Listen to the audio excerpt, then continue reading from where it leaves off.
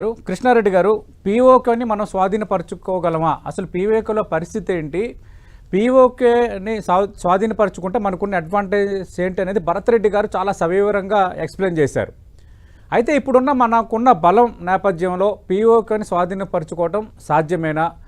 పీఓకేని స్వాధీనపరచుకునే దిశగా మనకేమైనా సవాళ్ళు ఎదురవుతాయా? కృష్ణారెడ్డి గారు. నమస్తే అండి. టిబెట్ లో ఉన్న పెద్దలకి కూడా నా యొక్క నమస్కారాలు.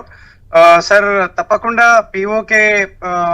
పీఓకేలో ఉండేటటువంటి ప్రజలు కూడా ఇండియాతో సపోర్ట్ చేస్తున్నటువంటి పరిస్థితులు ఈ రోజు ఉన్నాయి. కానీ మనం పీఓకేని ఏదైతే పాకిస్తాన్ ఆక్యుపైడ్ కాశ్మీర్ కొంత తీసుకుంటూ బలోచిస్తాన్ని సపరేట్ కంట్రీగా ఏదైతే చేయాలని అనుకుంటున్నామో అది తప్పకుండా చేయాల్సినటువంటి అవసరం ఉంటుంది సార్. మీరు అడిగినట్టుగా పీఓకే తప్పకుండా మనం ఈసారి తీసుకోవాలి. ఎందుకంటే 1947 లో ఒక ఇండిపెండెన్స్ ప్రకటించిన 3-4 నెలలకే వాళ్ళు గొరిల్లా రూపకంగా వచ్చి మన ఏరియాని ఏదైతే ఆక్యుపై చేశారో ఆ రోజు నుండి ఈ రోజు వరకు మనం ఏం చేయలేకపోయాము. కనుక మనం తప్పకుండా ఈసారి అంటే ఇలాంటి అవకాశాలు ఎన్నొచ్చినా కూడా మనం ఆ డైరెక్షన్ లో ఆలోచించలేదు. కానీ ఈసారి మనము తప్పకుండా పీఓకేని ఆక్యుపై చేసుకోవాలనేది దృఢ నిశ్చయం ఉంది. అండ్ ఇది మన గవర్నమెంట్స్ మేనిఫెస్టోస్ లో కూడా ఉంది. స్పెషల్ గా బీజేపీ నరేంద్ర మోడీ గారు ఫస్ట్ నుంచి చెప్తున్నట్టుగా ఏదైతే 370 ఆర్టికల్ రివోక్ చేయటమే కానివ్వండి, ట్రిపుల్ తలాక్ కానివ్వండి, ఇవన్నీ ఒక సిస్టమేటిక్ కంట్రీని చేసే ప్రయత్నంలో, అఖండ భారత్ చేసేటటువంటి ప్రయత్నంలో పీఓకే తప్పకుండా మనం తీసుకునేటటువంటి అవకాశాలు ఉంటాయి. అండ్ ఇంకొకటి సార్, అక్కడ ఉండే ప్రజలు కూడా ఎక్కువగా ఇండియా సైడే మొక్కు చూపుతున్నారు. ఈరోజు మీకు తెలుసు, ఇండియా నుండి వెళ్ళినటువంటి పాకిస్తాన్ కు వెళ్ళినటువంటి ఇండియన్ ముస్లిమ్స్ ని మహాజీర్ గానే చూస్తున్నారు. వారికి తగిన రెస్పెక్ట్ లేదు. ఇవన్నీ చూస్తున్నప్పుడు ఇండియా రైజింగ్ కంట్రీ కనుక డెవలప్డ్ నెక్స్ట్ 2047 వరకు డెవలప్డ్ కంట్రీ కావాలని ఏదైతే అనుకుంటున్నామో దానిలో తప్పకుండా వాళ్ళు రావాలనుకుంటున్నారు. అండ్ 370 ఆర్టికల్ తర్వాత కాశ్మీర్ ఏ విధంగా అయితే రైజ్ అవుతుందో, ఏ విధంగా అయితే డెవలప్ అవుతుందో, ఇన్ఫ్రాస్ట్రక్చర్ కానివ్వండి, స్కూల్స్ కానివ్వండి, కాలేజెస్ కానివ్వండి, ఐఐఎం జమ్మూలో ఐఐఎం స్టార్ట్ అయింది. సో అనేక రకాలుగా ఇన్ఫ్రాస్ట్రక్చర్ క్రియేట్ అయింది. అట్లాగే హ్యూజ్ టనల్స్, రైల్వే ట్రాక్స్, ఒకటేంటి సార్, చాలా డెవలప్ అవుతున్నాయి కాశ్మీర్ లో. ఆ డెవలప్మెంట్ ని చూసి తప్పకుండా వాళ్ళు కూడా మా ఏరియా డెవలప్ అవ్వాలి, ఎన్ని రోజులు ఈ పాకిస్తాన్ టెర్రరిజం అట్లాగే పాకిస్తాన్ అగాధాలకు మేము లోన్ కావాలనే ఒక ఆలోచన వారిలో ఉంది. అందుకని తప్పకుండా ప్రజలు కూడా మనకి సపోర్ట్ చేస్తారనేది నమ్మకం సార్. ఇది తప్పకుండా అది జరిగి తీరుతుంది అనేది నేను అనుకుంటున్నాను సార్. సార్, గతంలో మనం ఏమైనా పీఓకేని స్వాధీనపరచుకోవడానికి గతంలో ఏమైనా ప్రయత్నాలు చేశామా? ఎందుకంటే ఇప్పుడు 1971 ఉదంతాన్ని చాలామంది ప్రస్తావిస్తున్నారు. లాహోర్కి 5 కిలోమీటర్ల దూరం వరకు వెళ్ళాము, మన ఆర్మీ చాలా ఎక్స్ట్రీమ్గా చొచ్చుకుపోగలిగింది పాకిస్తాన్లో అని మనం మాట్లాడుకుంటున్నాం కదా. ఆ సందర్భంలో పీఓకేని ఆక్రమించుకోవడానికి మనం ఏమైనా ప్రయత్నాలు చేసాం, లేదంటే ఆర్మీ కొంత ఇనిషియేటివ్గా అక్కడ దగ్గరలోకి ఏమైనా వెళ్ళగలిగింది ఎప్పుడైనా? సార్, ఇంతకుముందు మీకు చెప్పినట్టుగా అక్కడ ఉండేటటువంటి అంబియంట్ కండిషన్స్ ఏవైతే ఉన్నాయో, లేదా జియోగ్రఫికల్ లేఅవుట్స్ ఏవైతే ఉన్నాయో అవి మనకి సపోర్ట్ చేయవు సార్. అదే కాకుండా అక్కడ మనకి అంటే ఉండేటటువంటి థ్రెట్ కూడా చాలా తక్కువగా ఉంటుంది. ఈ లాహోర్ ఏరియా ప్లేన్ ఏరియా గనక అక్కడ మనం వెళ్ళగలిగాము. అండ్ ఇంకొకటి, మనకి అప్పట్లో పాకిస్తాన్ ని ఓడించాలనేది ఉండింది. పాకిస్తాన్ ఆక్యుపై చేయించుకోవాలి లేదా మనం పీఓకేని వాపస్ తీసుకోవాలి అనేది లేదు కదా సార్. అప్పట్లో మనకి అంటే ఆకాంక్ష లేదు. అప్పుడు మనం పీస్ లవింగ్ కంట్రీ కనుక అట్లాంటిది లేదు. కానీ ఈ మధ్య కాలంలో ఈ ప్రాక్సీ వార్ వచ్చిన తర్వాత మనము 65, 71 ఇవన్నీ సక్సెస్ కాకపోగా కార్గిల్ లాంటి అంటే మ్యాన్ మేడ్ డిస్ట్రక్షన్ సృష్టించినటువంటి పాకిస్తాన్ ని మనము ఈసారి కూడా వదిలిపెట్టామనుకోండి సార్, వీళ్ళు కంటిన్యూగా ఇలాంటి ప్రాక్సీ వార్ ని సపోర్ట్ చేస్తూనే ఉంటారు, ఉగ్రవాదాన్ని పెంచి పోషిస్తూనే ఉంటారు.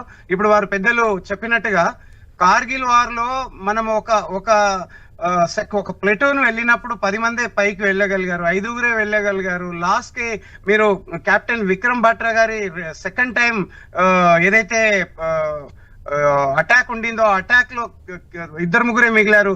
అండ్ మీరు అట్లాగే పరమ్వీర్ చక్ర ఏదైతే సంజయ్ గారు ఉన్నారో వారు కూడా ఈజ్ ఓన్లీ పర్సన్ లాస్ట్ కి పడిపోయినట్టు యాక్ట్ చేసి గ్రెనేడ్ తో బంకర్ లో అటాక్ చేసి మన వాళ్ళని బ్యాకప్ తీసుకొని ముందుకు తీసుకెళ్లినటువంటి పరిస్థితి. డెఫినెట్ గా చాలా టఫ్ టైమ్స్ ఉంటాయి. మనము అక్కడ ఆ టెర్రైన్ ని మనం ఆక్యుపై చేసుకోవాలంటే no doubt it all.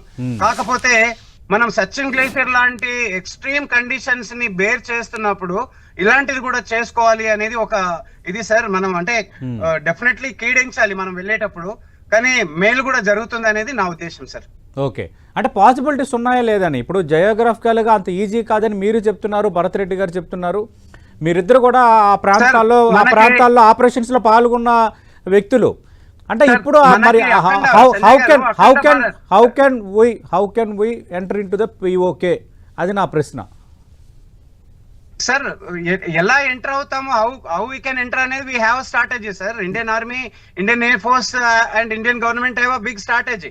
We have different plans. అది ఎలా వెళ్తాము అనేది ఆ సిచ్యువేషన్ లో అర్థమవుతుంది. సో మన ల్యాండ్ టఫ్ టెరైన్ అనేసి మన ల్యాండ్ ని మనం వదులుకోవటము, మనకి పిఓకే ఆక్యుపై చేయటమే పెద్ద టార్గెట్ సార్. అది చెయ్యాలి అని అనుకున్నప్పుడు టాస్క్ చిన్నదవుతుంది. సో డెఫినెట్ గా టఫ్ టైం ఉంటుంది. దెర్ ఈస్ వన్ కొటేషన్ కదా, మనము ఎప్పుడైతే హార్డ్ ని ఫేస్ చేస్తాం, when tough gets going, when we face the tough and tough gets going అనేది ఒక కొటేషన్ కూడా ఉంది. ఆ స్ట్రాంగ్ ఇదన్నమాట. దాన్ని మనం ఇండియన్ ఆర్మీ బిలీవ్ చేస్తుంది. సో సచిన్ గ్లేసియర్ బేర్ చేసినప్పుడు ఇలాంటి ఈ టెర్రైన్ మనకి పెద్ద ప్రాబ్లం కాకపోవచ్చు. ఏది ఏమైనప్పటికీ కూడా మనకి ఫ్యూచర్ లో జియోగ్రఫికల్ గా అడ్వాంటేజ్ ఉండే రకంగానైనా మనం ఆక్యుపై చేసుకునేటటువంటి అవకాశం ఉంటుంది. ఇప్పుడు కొండలు ఉంటాయి, చిన్న రివర్ ఉంటుంది, కొండ అవతల కొండ పాకిస్తాన్, ఇవతల కొండ మనది. సో ఈ కొండలో నుంచే ఈ టెర్రరిస్టులు అందరూ వస్తున్నారు. These are very easy places అన్నమాట ట్రెస్ పాస్ చేయడానికి. సో ఇదే జరుగుతుంది కనుక మనం ఎప్పుడైనా కూడా కొంచెం అడ్వాంటేజ్ లో జియోగ్రఫికల్ లేఅవుట్ లో అడ్వాంటేజ్ ప్లేస్ ని మనం చూస్ చేసుకునే ప్రయత్నం అయినా చేయాలి. అండ్ ఆ విధంగానే అక్కడే ఉండాలి. లాస్ట్ టైం మనం ఏం చేసాము, 71 వార్ లో వెనక్కి వచ్చాం. అండ్ కార్గిల్ లో ఒక షరతు ఉండింది, బార్డర్ దాటి మనం వెళ్ళొద్దు, మన ఫైటర్స్ వెళ్ళొద్దు, మన సైనికులు వెళ్ళొద్దు అని. ప్రధాని వాజ్పేయి సూచించిన అంశం అది. ఎస్ అబ్సల్యూట్లీ అండి. వారు కూడా మీకు తెలుసు is a good leader. Border లో ఉంటే యుద్ధం చేయండి కానీ బార్డర్ దాటొద్దు అన్నది అప్పుడు ప్రైమ్ మినిస్టర్ స్ట్రైట్ గా చేసిన ప్రకటన నాకు గుర్తుంది. యుద్ధం చేయండి, బార్డర్ దాటకండి అనేది ఒక కండిషన్ ఉండింది కనుక మనం అప్పుడు ఏం చేయలేదు. ఈసారి మనకు ఆ కండిషన్స్ ఏమీ లేవు. ఎవ్రీథింగ్ రీసెంట్ గా మీకు తెలుసు ప్రధాని గారు మన క్రైసిస్ మేనేజ్మెంట్ టీమ్ మన చీఫ్స్ కి ఫుల్ ఆర్డర్స్ ఇచ్చేసారు. You do what ever you can do, wear ever you can do, target మీరు సెలెక్ట్ చేయండి, మీరు ఏం చేస్తారో చేయండి అని చెప్పడం జరిగింది. సో ఆ ప్లానింగ్ లోనే ఉన్నారు మన వాళ్ళు.